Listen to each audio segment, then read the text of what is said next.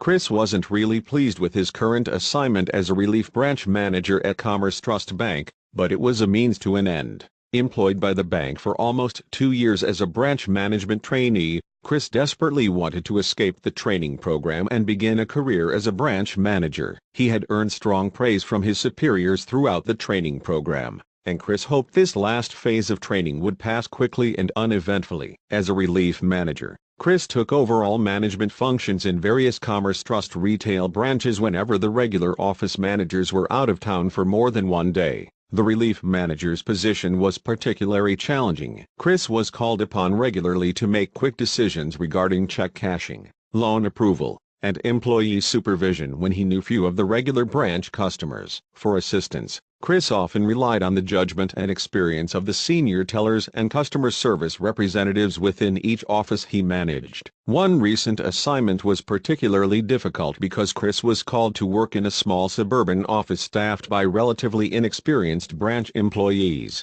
At the end of the day, Chris was not surprised when one of the branch's young tellers, Carol Baker, stated, "Chris, for some reason my drive-in teller window is $900 short." While Chris was accustomed to out-of-balance teller windows, Carol was not. She had just completed teller school the week before Chris's arrival at the branch. As a probationary employee, Carol knew that an unresolved $900 shortage would lead to the termination of her employment with the bank. Carol seemed to be in a state of panic. Chris reassured Carol that he would locate the $900 shortage from the transactions ledger maintained by Carol's computerized teller terminal. Sure enough, after reviewing Carol's ledger entries for only a few minutes, Chris spotted the error. "Here, I found the error. You received a check for $100 from one of the bank's regular depositors and you incorrectly entered it into the computer for $1,000. You then paid out $900 more in cash than the amount shown on the check. I'm relieved that the unexpected beneficiary of your error is one of the bank's best deposit customers.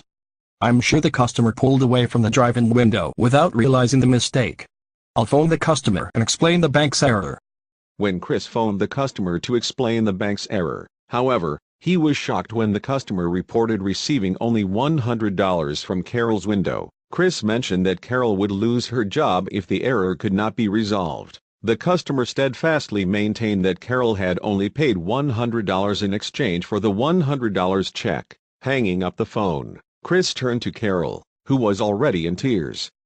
In order to reconcile her window, Chris would have to report the $900 error on Carol's shortage report. While the source of the mistake was clear to everyone at the branch, the loss seemed unrecoverable. When Chris reported the shortage to the bank's personnel department, as he was required to do by the bank's branch operations policy, Carol would be fired. "Chris, isn't there something you can do to balance my window without reporting the $900 loss?" What should Chris do now? It occurred to him that since the customer who took the money maintained some accounts with the bank, he could debit one of the customer's accounts for $900. Alternatively, he could place the $900 loss in a temporary suspense account to balance Carol's window and resolve the issue at a later date. "I'm unsure whether I should take one of these options or perhaps do something else. What would you do?"